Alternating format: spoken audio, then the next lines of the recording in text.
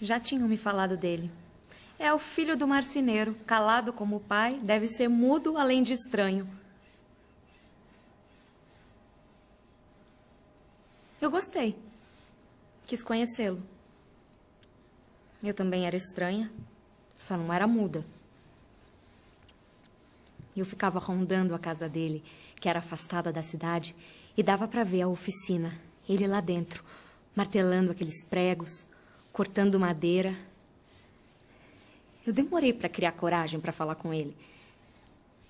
Na verdade, foi ele quem falou comigo primeiro. Não era mudo nem nada. Ei, menina, vem cá. Eu não fui, claro. Saí correndo. Só apareci lá uns 2 dias depois. E ele continuava.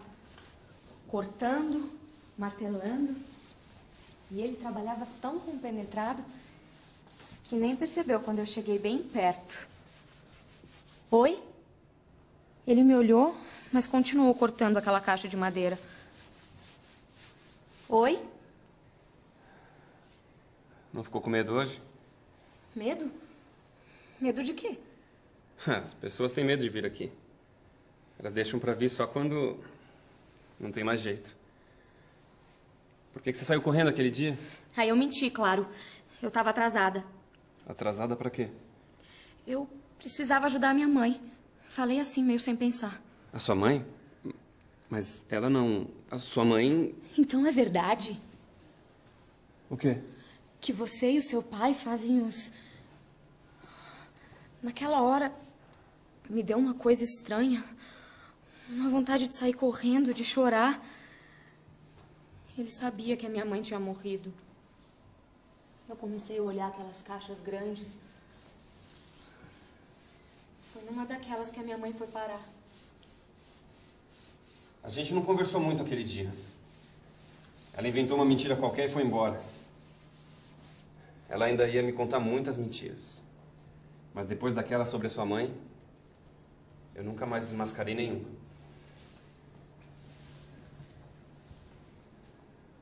Dizem que o enterro foi triste.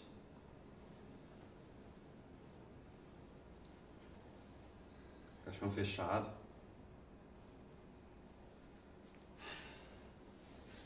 Ela apareceu uns dias depois e eu de novo fingi que não a tinha visto e continuei trabalhando.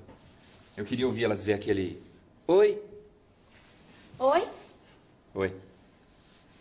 Então esse é o seu trabalho? Sim, eu ajudo meu pai. E vocês fazem caixões? Isso mesmo. E você só trabalha? O dia todo? É? Por quê?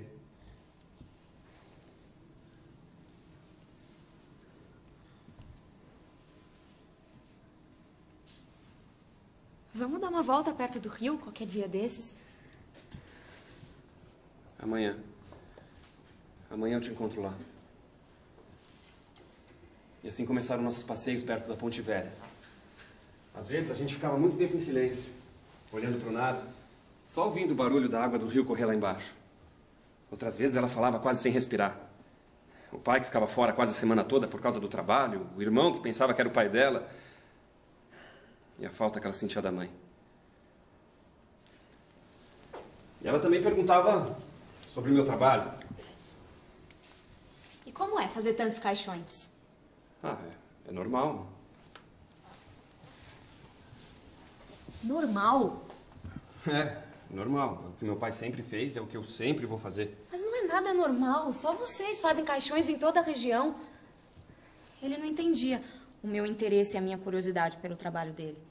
Na verdade, nem eu sabia muito bem onde eu queria chegar com todas aquelas perguntas. Mas tudo piorou quando eu tive coragem e pedi para ele fazer um para mim. O quê? Fazer um caixão para mim.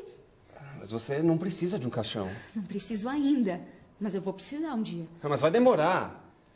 Eu não quero nunca ter que fazer um caixão para você. E foi nesse dia que ele me beijou pela primeira vez. Um menino calado e estranho, filho do marceneiro, me beijou.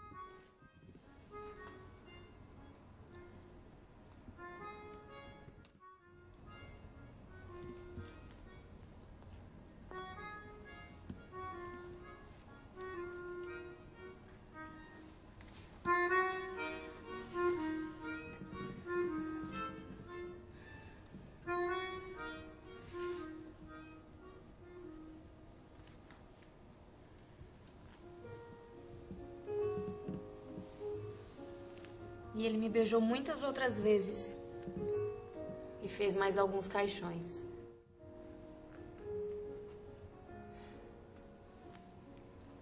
Eu gostava dele.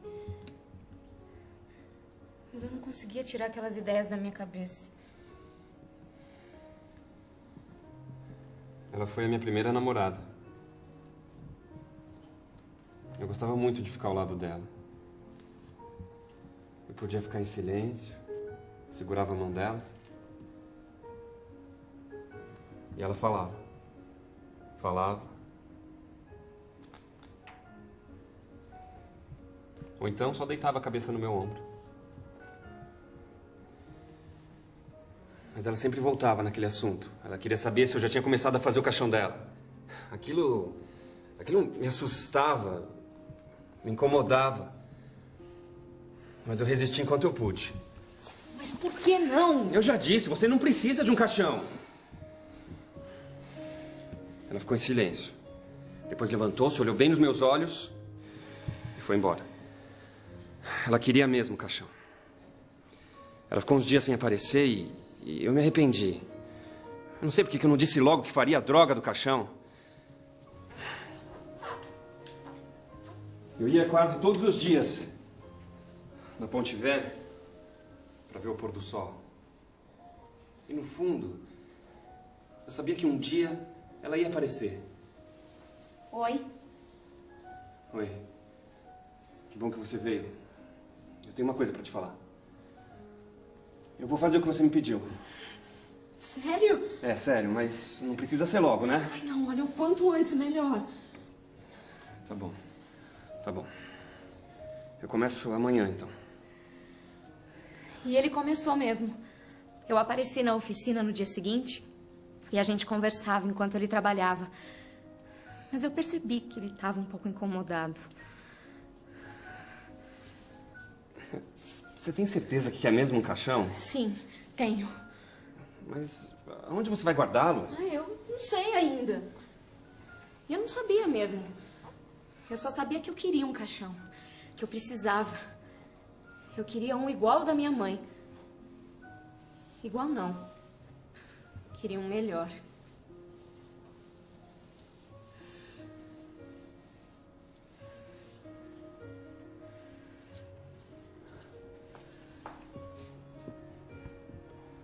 O caixão ficou pronto em 3 ou 4 dias. Eu fiz tudo escondido do meu pai, como eu iria explicar. Mas quando ela viu o caixão, eu me arrependi muito. Ela ficou encantada, parecia que estava em outro mundo. Por que eu fui fazer aquele maldito caixão? Ficou bom. Ficou muito bom. Ficou lindo, na verdade. Eu nem sei como te agradecer. Não preciso. Eu fiz porque eu gosto de você. Mas tem alguma coisa que eu possa fazer por você? Olha, qualquer coisa. Não. Não precisa. Quer dizer, você pode segurar a minha mão e dizer que vai ficar comigo para sempre?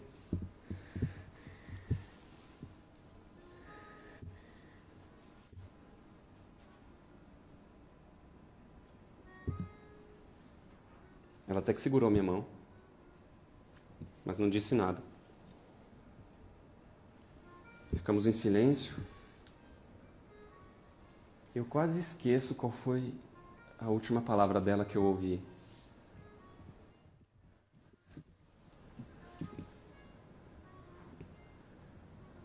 Alguns dias depois, ela pulou de cima da Ponte Velha, que nem era tão alta. Mas só foram encontrar o corpo uns 2 dias depois. Quando meu pai veio me contar, eu não falei nada sobre o caixão feito sob encomenda. Como eu não fui pensar nisso? Eu não fui ao enterro. Eu nunca ia mesmo. Eu também não fui mais à Ponte Velha. No dia seguinte, lá estava eu, na oficina, de novo, fazendo caixões.